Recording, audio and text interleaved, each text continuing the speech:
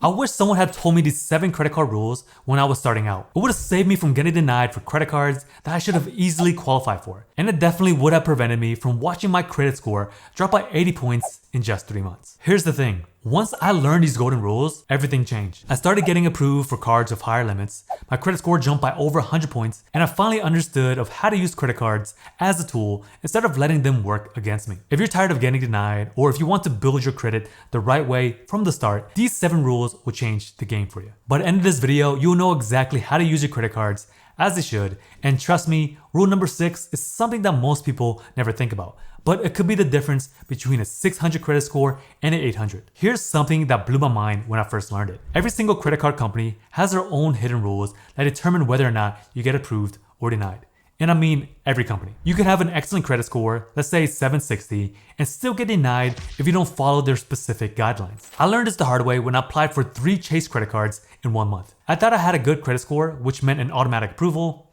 Wrong. Chase has something called the 524 rule, which I had no idea existed. Let me break down the major lenders and their secret rules. Chase is probably the most strictest. They have an unwritten 524 rule, which means that if you open more than 5 credit accounts in the last 24 months, you're automatically denied. They also have the 2 and 30 rule, which means that you can only get 2 personal cards every 30 days. The crazy part is that these rules aren't shown anywhere on the website. You basically have to know them or just research them online. American Express has a 290 rule, which means that you can only get 2 credit cards every 9 days. But here's the thing, this doesn't apply to hypercards like the Platinum or Gold. They also limit you to 5 total credit cards at one time. Bank of America uses the 2, 3, 4 rule, meaning that you can get only 2 credit cards every 2 months, 3 credit cards every 12 months, and 4 credit cards every 24 months. Citi has some timing rules too, meaning that you can get 1 personal card every 8 days and 2 personal cards every 65 days. The bottom line is to research the bank rules before you apply. A simple Google search should be more than enough. It will save you from unnecessary rejections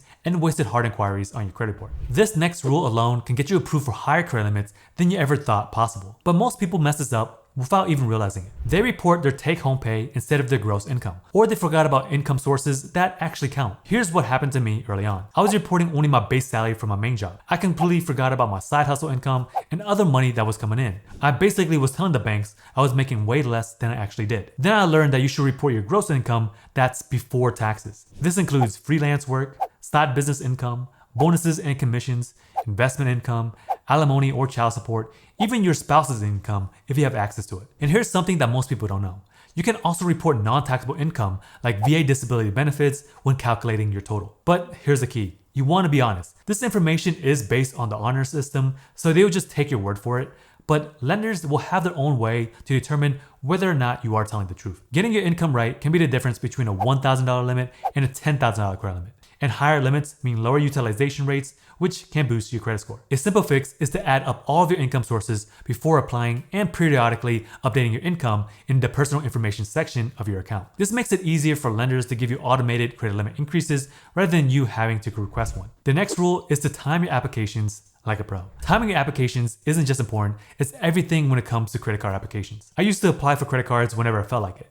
Saw a good sign-up bonus, I applied. Got a pre-approval offer in the mail, why not? This approach killed my approval odds and it hurt my credit score. Here's what I wish I knew from the beginning. You want to space out your application by at least 3 to 6 months. Hard inquiries stay on your credit report for at least 2 years, but they have the biggest impact on the first 12 months. When you apply for multiple cards quickly, you look desperate to lenders and they think that you might be in financial trouble or planning to rack up debt that you can't pay back. But there's more to timing than just spacing applications. If your balances are high 1 month, wait until they are paid down before submitting an application. Also consider your recent credit activity. If you just opened a new car loan or just got a mortgage, give it a few months before applying for credit cards. The patience that I learned with timing applications paid off huge. So instead of getting denied for multiple items, I started getting approved for cards with better terms and higher limits. Next is to build your credit profile and banking relationships strategically. Having a good credit score isn't enough if your credit profile looks thin or if you haven't built relationships with lenders. Your credit profile is like a resume for borrowing money. Lenders want to see that you can handle different types of credit responsibly over time, and they want to feel confident that you are a loyal customer. Here's how you build a strong profile. You want to start off with 1 or 2 credit cards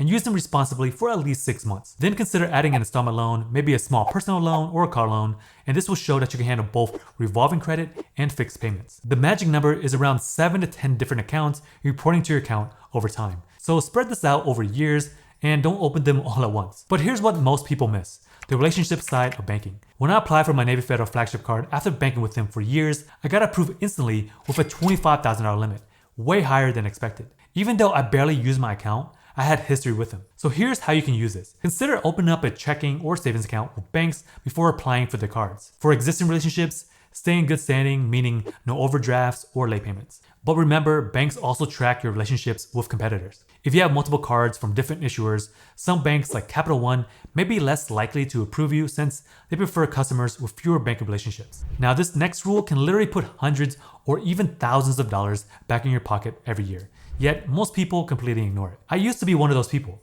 I had credit cards, I was paying them off responsibly, but I was leaving so much money on the table because I didn't understand how rewards actually work. Most credit cards give you different reward rates for different categories. You might be getting 3% back on groceries, 2% back on gas, and 1% on everything else. If you're spending $500 a month on groceries with a 1% card, you earn $5. Switch to a 3% grocery card and you earn $15. That's an extra $120 per year just from using the right card. So here's a strategy that earned me thousands. I kept different cards for different categories, one for groceries, one for gas, and one for dining. I also paid attention to rotating categories and activating those bonuses. But the real money is in sign-up bonuses. Cards often offer huge bonuses like spend $3,000 in 3 months and get $500 back. If you're making planned purchases anyways, that's free money. I was buying appliances for my apartment and I opened up a card with a $600 sign-up bonus specifically for that purchase. Same spending, but $600 worth of profit. So here's how to start. You want to look at your biggest spending category and get cards with the highest rewards for those areas. You want to pay attention to sign-up bonuses when you have planned spending. Keep it simple at first, maybe 2 or 3 cards for your top categories. Then you actually want to use your rewards. Points sitting in your account aren't helping you